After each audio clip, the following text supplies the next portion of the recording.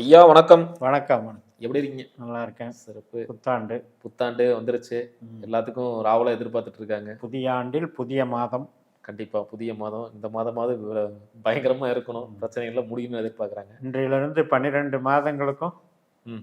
நம்ம ஒவ்வொரு வகையிலேயும் நல்லது நடக்கட்டும். கண்டிப்பா, கண்டிப்பா. இப்போ ஏதாவது சமீபமா இந்த கோச்சார ரீதியா ஏதாவது ஒன்று எடுத்து வச்சிருக்கீங்களா? கரெக்டான கேள்வி கேட்டீங்க. ஏன்னா புத்தாண்டில் நம்ம பொதுவாக பேசின வேண்டி வந்தது. குரு பேஸ் பண்ணி தான் வருட பலன் சொல்கிற மெத்தட். கண்டிப்பா. ஆனால் இந்த மாதிரி கோச்சாரத்தில் அடிக்கடி நம்ம ஸ்பெசிஃபிக்காக பார்க்க வேண்டியது நட்சத்திர சாராம்சம். நட்சத்திர சூத்திர முறையில் நிகழ்வுகள் எல்லாருக்கும் ஜோதிடம் பலன் தர்றது இந்த வகையில் தான், நட்சத்திர சூத்திர வகையில் தான். அந்த வகையில் நம்ம ஒவ்வொரு கிரகமும் அன்றாட எந்த நட்சத்திரத்தில் இருக்கோ அதை தெரிஞ்சுக்கிட்டோம்னா நீங்கள் தான் பெரிய ஜோதிட வித்வான். அந்த அளவுக்கு இப்போ டெய்லி நட்சத்திரமே நமக்கு ஒரு கதையை சொல்லும். இன்னைக்கு காலையிலேருந்து சாயந்தரத்துக்குள்ளே ஒரு வேலை நடக்கும் அப்படிங்கிறத டெய்லி அந்த நட்சத்திரமே நம்மளுக்கு காட்டி கொடுக்கும். கண்டிப்பாக. அப்படி இருக்கும்போது இந்த ஆண்டில் ஒரு 108 நாட்களில் பெரிய விசேஷம் இருக்குங்க. ஓ. அந்த 108 நாட்கள்ங்கிறது நான் சனியை பிரதானமாக வச்சு சொல்கிறேன். அதாவது இப்போ 21ஆம் தேதி ஜனவரி 21 சனி உத்திரட்டாதி நட்சத்திரத்துக்கு வர்றார். சொந்த நட்சத்திரத்துக்கு வர்றார். அவர் அந்த மே மாதம் வரைக்கும் இருக்கார். மே மாதம் 18 தேதி வரைக்கும் இருக்கார். இப்போ இந்த 108 நாளில் நீங்கள் வித்தியாசமான பலன்களை நாம் ஒவ்வொரு ராசிக்குமே சொல்லலாம். சிறப்பு சிறப்பு சிறப்பு ஐயா. ஆனால் மிகப்பெரிய விஷயம் இந்த சொந்த நட்சத்திரத்துக்கு வர்றது. ஆமாம். என்னன்னா ஒரு கிரகம் தான் நின்ற நட்சத்திரத்தின் பலனை செய்யும் அப்படிங்கிறது தான் ஜோதிட கருத்து. ஜோதிடமே இந்த அச்சில் தான் இயங்குது. ஒரு கிரகம் என்ன வேலை செய்யும், தான் நிற்கிற காலில் என்ன நட்சத்திர காலில் இருக்கோ அந்த வேலையை செய்யும். அந்த வகையில் சொந்த நட்சத்திரத்தில் நின்னா என்ன செய்யும்? அப்போ வித்தியாசமாக செய்யும். ஏன்னா இன்னொருத்தர் நட்சத்திரத்தில் இருக்கும்போது அவர் எப்பேற்பட்டவர், இவருக்கு அவர் நட்பா பகையா, அவர் வீடு எது, அவர் இருக்கிற இடம் எது, இத்தனையும் பார்க்கணும். ஆனால் சொந்த நட்சத்திரத்தில் இருக்கும்போது அசுர பலத்தோட சுயபலத்தோட செய்ய போகிறாங்க. அதுலேயும் சனி மட்டும் இல்லை, குருவும் ராகுவுமே நான் சொன்ன பீரியடில் கம்பைன் ஆகுறாங்க அவங்கவுங்க சொந்த நட்சத்திரத்தில். குருவும் ராகுவுமே. குரு மிதுன ராசியில் புனர்பூசம், சனி மீனராசியில் உத்திரட்டாதி, ராகு கும்பராசியில் சதயம். இதுதான் இந்த விசேஷம். இந்த டாபிக் இது மிகப்பெரிய விசேஷமா இருக்கும் போல இருக்கு. இது கிட்டத்தட்ட பல வருஷம் இருக்கும் போல இருக்கு இந்த மாதிரி ஒரு பிளேஸ். ஆமா, ரொம்ப அபூர்வமாக தான் நடக்கும். அப்போ ஏன்னா வருஷத்துக்கு ஒருக்க 12 மாசத்துல குரு மாறிடும், 18 மாசத்துல ராகு மாறும், அதே 30 மாசம் கழிச்சு தான் சனி மாறும். அப்போ இவங்க இந்த பிளானட்ஸ் எல்லாமே வீரியம் பெறன்னு சொல்லலாம். இந்த 26 ஸ்பெஷல் பஞ்சுன்னு வச்சுப்போம். அதாவது மே மாசம் வரைக்கும் இருக்கு. மே மாதம் வரைக்கும் இருக்குது. ஈவன் இந்த 2 கிரகம் ஜூன் வரைக்கும் கூட இருக்குது, குருவும் ராகும். சனி மட்டும் புதனுக்கு போயிடுறாரு ரேவதிக்கு. நான் சொன்ன இந்த 18ஆம் தேதி மே 18 மறுபடியும் ஒரு மாதம் இந்த 2 பேர் இருக்காங்க, குருவும் ராகும். அப்போ நாம் ஒரு கணக்கு எப்படி வச்சுக்கலாம்னா, அற்புதமாக அந்த 108 நாளை நம்ம எந்த ராசிக்கு நீங்கள் கேட்குறீங்களோ சொல்லலாம். கண்டிப்பாக கண்டிப்பாக. ஆனால் நீங்கள் சொன்ன மாதிரி இந்த ராகுங்கிறது மிகப்பெரிய விஷயம். ஏன்னா பிரம்மாண்டத்தை கொடுக்குறாரு, அவரே போய் சதயத்தில் போய் உட்காரும் போது எவ்வளவு பெரிய விஷயங்கள் பண்ண. வேறொருத்தர் நட்சத்திரத்தில் இருக்கிற பலனே வேற, சொந்த நட்சத்திரத்தில் இருக்கும்போது அது அதிரடி திருப்பமா வேலை செய்யும். அதாவது திடீர் திருப்பம்னு சொல்றாங்க இல்லையா? அதிர்ஷ்டம் கூட வரும் இல்லைங்க. அதிர்ஷ்டம், அதாவது மிகப்பெரிய ஒரு கனவுல கூட நினைச்சு பார்க்க முடியாத திடீர் திருப்பத்தை உண்டு பண்ணும். வாழ்க்கையில ஒரு உயர்வத்தை, பெரிய வளர்ச்சியை கொடுத்துரும். ஏன்னா பிரம்மாண்டத்தினுடைய தத்துவம் ராகு. கண்டிப்பா. அந்த பிரம்மாண்டத்தை வீரியமா செய்யும்போது எப்படி இருக்கும்? அதுவும் ஜனரஞ்சகமான கும்பராசி, காலச்சக்கரத்துக்கு 11ஆம் இடம், கட்சிகளை, அரசியலை மற்றும் சமூகத்தை மற்றும் கேளிக்கை, உல்லாசம், செல்லாபம் இத்தனையும் குறிக்கிற இடம் 11ஆம் இடம். ஒரு மாற்றம் இருக்கு, பொதுஜன தொடர்பு. அப்போ ஒரு பிரம்மாண்டத்தை அங்கே ஏற்படுத்தும். கண்டிப்பா உலக லெவல்ல. புரியுதுங்கய்யா. அதே மாதிரி குரு பகவானும் இருக்காரு இல்லைங்களா? குரு அவரோட அவர் சொந்த நட்சத்திரத்துல இருக்கும்போது மீனத்தின் பலனை செய்வார். மிதுனத்தையும் செய்வார், மீனத்தையும் செய்வார். அப்போ எவ்வளவு வித்தியாசமான பலன் பார்க்கும். சனி வந்து மீனத்தில் இருந்தாலும் கும்பத்தின் பலனை செய்வார். இதுதான் சூத்திரம். ஓ, சனி இருந்தாலும் சனி நட்சத்திரத்தில் இருந்தால் அவருக்கு 12ஆம் வீடான கும்பத்தின் பலனை செய்யும்போது அங்கே மீனை எடுபடாது. இப்போ மீனத்தில் நீங்கள் ஜென்மச்சனி வந்துருச்சுன்னு நினச்சிட்டு இருப்பீங்க. ஆமாம். ஆனால் அது 12ஆம் விரைச்சனியாக வேலை செய்யும். ஜென்மச்சனிக்கும் விரைச்சனிக்கும் வித்தியாசம் இருக்குல்ல. இதே ஒன்றும் இல்லை, மேசராசிக்கு விரைச்சனின்னு நினச்சிட்டு இருப்பான், அது லாபச்சனியாக வேலை செய்யும். 11 சனி. சிறப்பு. எவ்வளோ வித்தியாசம் இருக்குது. அப்போ நீங்கள் சொன்ன மாதிரி இந்த குரு வரதுனால நிறைய பேருக்கு இந்த சுபகாரியங்கள் நடக்கிறதுனால பாசிட்டிவாக இருக்குது. ஆமாங்க. அதாவது இப்போ மேஷராசி, இப்போ இந்த பதிவில் நம்ம மேஷராசி எடுத்துக்குவோம். மேஷராசிக்கு 3ஆம் இடத்துல தைரியஸ்தானத்தில் குரு இருக்கார். கம்யூனிகேஷன், இடமாற்றம், இடம் விற்கிறது, அதே மாதிரி சுபகாரியங்கள், கல்யாணம் சம்மந்தப்பட்ட சுபகாரியங்கள் பார்க்குறது, ஒரு ஊரை விட்டு ஊர் மாறுறது, வெளிநாடு தொடர்புடைய வேலைக்கு போகிறது, இது எல்லாமே 3ஆம் இடத்துல சம்மந்தப்பட்டது. அதே அப்படியே பாருங்க 12ஆம் வீடாக வருதா குரு, அப்போ வெளிநாடு போகிறதுக்கு சப்போர்ட் பண்ணிடும். அப்போ இந்த 3 மூலமாக ஆழ்ந்த அறிவு, ஆழ்ந்த ஆராய்ச்சி, கம்யூனிகேஷன், இதன் மூலமாக 12ஆம் பாவத்தை இயக்கும். காலபுருஷ தத்துவமே 3-12 அப்படின்னா இது வந்து ரகசிய செயல் திட்டங்கள் எல்லாம் செய்யும்னு அர்த்தம் நாடுகளே. ஏன்னா 3ஆம் இடம் தானே தகவல் தொடர்பு. இப்போ உங்களுக்கு ஒரு நாட்டுக்கு இன்னொரு நாட்டுக்கு வந்து எம்பசி இருக்கும். அந்தந்த எம்பசிகள் தான் வெளியுறவுத்துறையை கவனிக்கும். அதுலேயே பல ரகசிய செயல் திட்டங்கள் விளையாட ஆரம்பிச்சிருச்சு. அதனால தான் நாட்டையே வந்து கைப்பற்றி அதிபரையே கைது பண்ணுறாங்க. ரைட்டுங்க ஐயா. இப்போ மேசராசின்னு சொல்லுவோம், அவங்க பயந்துருக்கிறது காரணமே சனி தான். நீங்கள் சொன்ன மாதிரி இந்த சனியில் பிடியிலும் தப்ப முடியுமா? 7.5 வந்துருச்சு. 2வது வாழ்க்கையில் ஐயா 26 வந்துருச்சு. 26லயாச்சும் எவங்கதையும் அடி வாங்காம பிரச்சனைகள் உள்ள ஆள்கொள்ளாம இருக்கணும், நிம்மதியான வாழ்க்கை. எது நடந்தாலுமே எனக்கு 7.5 வந்ததுனால தான் நடக்குது, அந்த ஃபீலிங்கை முதல்ல மறக்கணும்.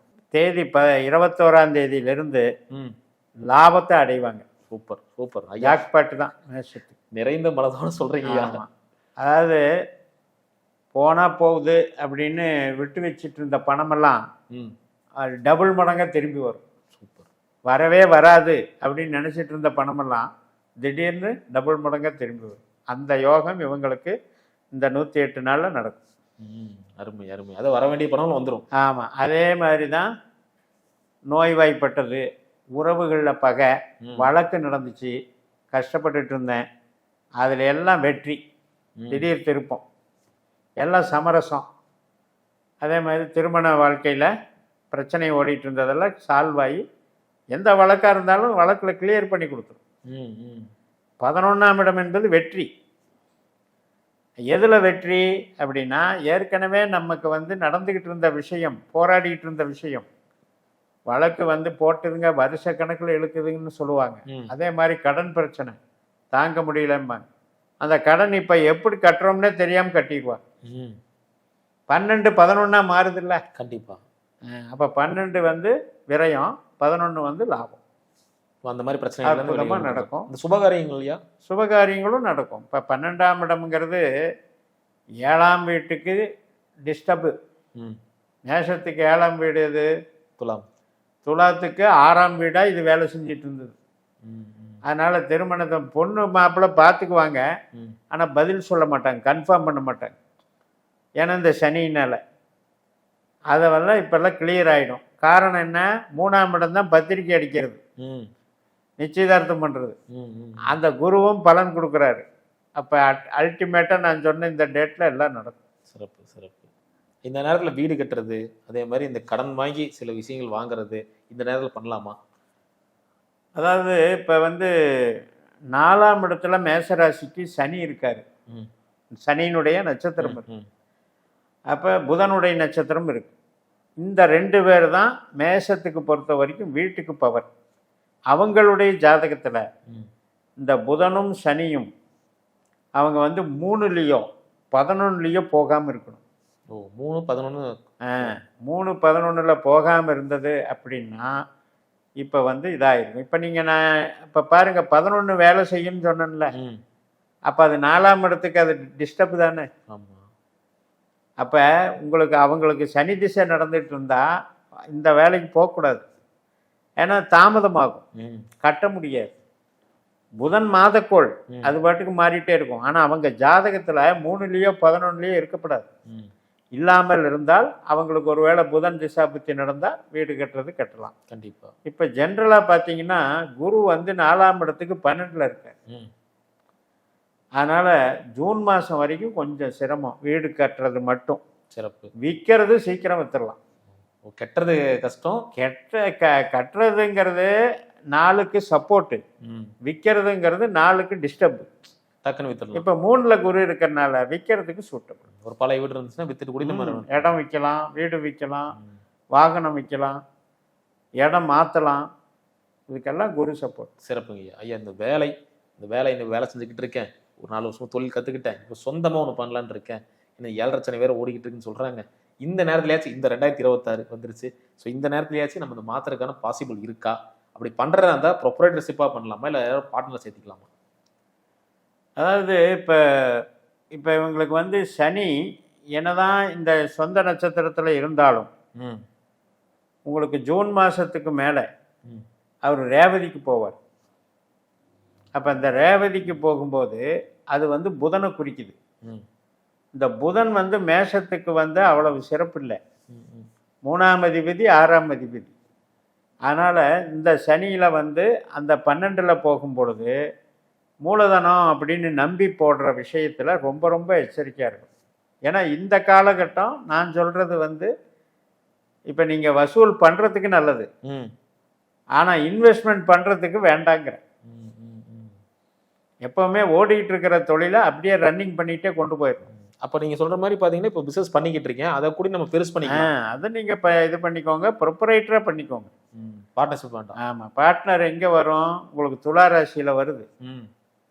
இப்போ இந்த துலா ராசிக்கு வந்து 5ஆம் இடமா இந்த சனி வந்து பார்ட்னரை சேர்த்து விட்டுரும். ம். மறுபடியும் புதன் நட்சத்திரத்துக்கு போகும்போது அது கலகத்தை உண்டு பண்ணி விட்டுரும். இப்போ பார்ட்னராக இருக்கிறவங்களுக்கு பிரச்சனையாக இருக்குமா? அது ஒன்றும் பிரச்சனை இல்லை. ஓகே ஓகேங்க ஐயா. உங்களுக்கு ஒரு ஜாதகத்தில் பார்ட்னர்ஷிப்பாக இருக்கணும் அப்படின்னா 7-10 தொடர்பு வருங்க. ம். அது இல்லாமல் அவங்க பார்ட்னர்ஷிப்பை அமைக்க முடியாது. ம். ம். ஃபெயிலியர் ஆகிறவங்கள்லாம் 7 வந்து 8-12 தொடர்பில் இருந்து தான் ஃபெயிலியர் ஆகிருப்பாங்க பார்ட்னர்ஸ், அது எந்த ராசியாக இருந்தாலும். இப்போ நம்ம கோச்சாரத்தில் எடுக்கும் பொழுது நீங்கள் வந்து எந்த திசை வேணாலும் நடக்கட்டும், ம். 7ஆம் இடம் என்கின்ற துலா ராசிக்கு உங்களுக்கு வந்து 12ஆம் இடம் என்று சொல்லக்கூடிய 6ஆம் வீட்டை சனி பார்க்கிறார். ம். ம். எப்போ? புதன் நட்சத்திரத்துக்கு வரும்போது. ம். இப்போ இல்லை. அப்போ ஆஃப்டர் ஜூன் வந்து ஒரு பிரச்சனை இருக்குது. அதனால் இப்போ நீங்கள் வந்து இப்போ புதுசாக போட்டுறதுக்கு நல்லா தான் இருக்கும், ம். அப்புறம் கொஞ்ச நாளில் அது சிக்கலாகுங்கிறதுனால வேண்டாம். ஏன்னா 12ல் சனி புதன் நட்சத்திரத்தில் போகும்போது இன்வெஸ்ட்மெண்ட்டை அவாய்ட் பண்ணி. கண்டிப்பாங்க ஐயா. ஐயா இப்போ வெளிநாடு போகிறக்கு விட்டு ஊர் போய் வேலை செய்கிறது இந்த நேரத்தில் பாசிபிளா? ரொம்ப ரொம்ப பாசிபிள். ம். அற்புதமாக இருக்குது. அதான் நான் மாற்றம்னு சொன்னேன் இல்லையா, வெளிநாடு வேலையே கிடைக்கும். ம். அதே மாதிரி ப்ரொஃபஸராக இருக்கிறவங்க, ஐடி லைனில் இருக்கவங்க, மற்றும் இந்த டிரான்ஸ்போர்ட் நடத்துகிறவங்க, லாஜிஸ்டிக்ஸ் பண்ணுறவங்க, ஃபைனான்ஸ் பண்ணுறவங்க எல்லாத்துக்குமே சிறப்பை கொடுக்கும். அடிப்படையில் இப்போ நம்ம 2 பேரையும் பார்க்கணும் இல்லையா, ராகுவையும் பார்க்கணும். ஆமாம்.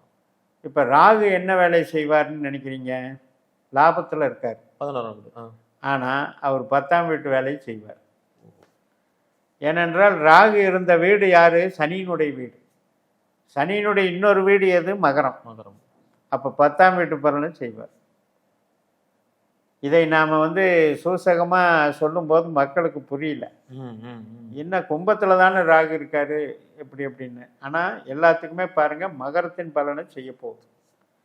இப்போ இந்த ராகுவுமே ஜூன் மாதம் வரைக்கும் இருக்குது ம். தன்னுடைய சொந்த நட்சத்திரத்தில். ம். அதனால் நீங்கள் சொன்ன மாதிரி தொழில், வேலை வாய்ப்பு, வெளிநாடு சார்ந்த விஷயத்தில் ரொம்ப ரொம்ப அற்புதமாக இருக்கும். மேஷத்துக்கு 10ஆம் இடம் அப்படின்னு வலுப்பெறும் பொழுது இந்த குரு வந்து ஜூன் மாதத்தில் 4ஆம் இடத்துக்கு வந்துடுவார். ம். அப்போ அந்த வருடம் வந்து அவங்களுக்கு ரொம்ப செட் ஆகும். ம். அருமையாக வேலை வாய்ப்பில் வந்து ஒரு பதவி, புகழ், கௌரவம், ப்ரொமோஷன் இதெல்லாம் டெவலப் ஆகும். சிறப்புங்கய்யா. ஏன்னா அருமையாக சொன்னீங்கன்னா ஒரு கிரகத்தை வச்சு தான் ஒரு ராசிக்குள்ளே தீர்மானிக்கிறாங்க இந்த இந்த நேரத்தில் இது இந்த விஷயங்கள் நடக்குதுன்னு. அப்போ உண்மையாலேயுமே மேச ராசிக்கு அதிர்ஷ்டமா தரக்கூடிய கிரகம் இது. அதே மாதிரி அடாவடி பண்ணக்கூடிய கிரகம் இது. இடைஞ்சலா. இப்போ நம்ம பல தடவை சொல்லியிருக்கோம் 4, 8, 12 ஆகாது அப்படின்ட்டு. இப்போ மேஷத்துக்கு அந்த மாதிரி கிரகம் வந்து சனியும் புதனும் தான், அதில் மாற்று கருத்து இல்லை. அப்போ அவங்களுடைய இப்போ நம்ம கோச்சாரத்தை மறந்துட்டு அவங்க ஜாதகத்துக்கு போய் பார்க்கணும். பார்க்கும்போது சனி புதன் வந்து 8, 12 போய் உட்காரக்கூடாது, அல்லது 4 கூட உட்காரக்கூடாது. இப்போ 4 கேந்திர ஸ்தானத்தில் சனி உட்கார்ந்துருச்சு அப்படின்னு நம்ம சொல்லுவோம். ஆனால் பெரிய பிரச்சனை. ஏன்னா கெட்டவன் அந்த கெட்ட ஸ்தானத்தில் வலுவாக உட்கார்றது ரொம்ப ரொம்ப கஷ்டம். இப்போ அதே விஷயம் இப்போ நம்ம வந்து பூசத்தில் சனி இருந்ததுன்னு வைங்க, இந்த மாதிரி பாசிட்டிவ் நடக்காது, அது ஒரு மாதிரி வேலை செய்யும். ஆனால் 4ஆம் இடத்துக்கு அது பாதிப்பு, பூசத்தில் சனி இருந்ததுன்னா. இப்போ நான் என்ன சொல்ல வரேன்னா 8லேயோ 12லேயோ சனியும் புதனும் இருக்கிறவங்களுக்கு மேசராசிக்கு துன்பங்கள் அதிகம். சரி, நீங்கள் கேட்ட காரியம் வந்து அதிர்ஷ்டம். அதிர்ஷ்டம்ங்கும்போது 9ஆம் இடம், 1ஆம் இடத்துல இருக்கிறது தான் 9ஆம் இடத்துல இருக்கு பவர். 1, 5, 9 தான் நமக்கு டிஎன்ஏ கனெக்டிவிட்டி. அப்போ அதில் பார்க்கும்போது கேது, சுக்கிரன், சூரியன் இந்த 3 கிரகம் வந்து அந்த பலத்தில் இருந்தால், அதாவது 2ஆம் இடம், 6ஆம் இடம், 10ஆம் இடத்துல இருந்தாங்கன்னா அதிர்ஷ்டசாலிகள். அதுவும் தசாபுத்திகள் நடந்துச்சுன்னா அதிர்ஷ்டசாலிகள். அப்போ நீங்கள் வந்து மேசராசிக்காரர்கள் குறித்து வைத்து கொள்ளுங்கள், கேதுவும் சுக்கிரனும் சூரியனும் நம்மளுக்கு நல்லா இருக்கணும். 2, 6, 10 இருந்தால் நாம் கஷ்டப்பட்டு நம்ம வந்து நம்ம திறமையினால் சுய பலத்தோடு சம்பாதிச்சு நல்லா இருப்போம் அப்படின்னு தாராளமாக குறித்து வச்சுக்கலாம். அதே வந்து 4, 8, 12 போய் இவங்க உட்கார்ந்தாங்கன்னா கஷ்டப்பட்டு லேட் பிக்கப்பு, ரொம்பவும் அவங்களுக்கு பொருளாதாரத்தில் பின்தங்கிய நிலை ஏற்படும். அப்போ நீங்கள் கவனிக்க வேண்டியது, அதிர்ஷ்டம் என்று வரும்பொழுது 2, 6, 10 என்று சொல்லக்கூடிய ரிஷபம், கன்னி, மகரம், அதுதான் உங்களுக்கு லக்கு, ஞாபகம் வச்சுக்கோங்க. அதே மாதிரி உறவுகளை பார்க்கும்போது 3ஆம் இடம் என்று சொல்லக்கூடிய மிதுனம், 7ஆம் இடம் என்று சொல்லக்கூடிய துலாம், 11ஆம் இடம் என்று சொல்லக்கூடிய கும்பம், உறவுகளுக்கு ஞாபகம் வச்சுக்கோங்க. ஆகாத விஷயம்ங்கிறது நமக்கு கடகம், விருச்சிகம், மீனம், இவ்வளோதான் சீக்ரெட். மொத்த விஷயமே இவ்வளோதான். அவ்வளோதான் ஜோதிடம். சிறப்பு. இந்த மாதிரி விஷயத்தில் நீங்கள் சொன்ன மாதிரி அந்த புதனும் சனியின் கோச்சாரம் வராமல் இருந்ததுன்னா பிரச்சனை இல்லை. அந்த புதன் சனி வந்து அவங்களுக்கு ஒருவேளை 3, 7, 11 இருந்ததுன்னு வைங்க, அதிர்ஷ்டசாலிகள் தான். கெட்டவன் கெட்டு போகிறான், நியூட்ரலாக இருக்கும் இல்லைங்களா? அது கெடுதலே நடக்காது, யோகத்தை பண்ணிடும். இப்போ சனி திசையோ புதன் திசையோ வராமல் போகாது, வருதுன்னு வைங்க, அப்போ வர்றவங்களுக்கு அது மாற்றி கொடுக்கும்.